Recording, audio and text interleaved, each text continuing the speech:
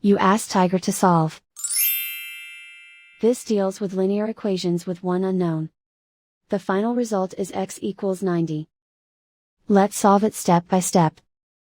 Simplify the expression. Find the greatest common factor of the numerator and denominator. Factor out and cancel the greatest common factor. Swap sides. Isolate the x. Multiply both sides by 100. Group like terms. Multiply the coefficients.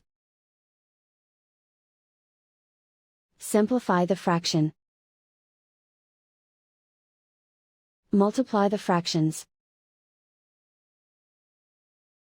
Simplify the arithmetic. And so the final result is x equals 90.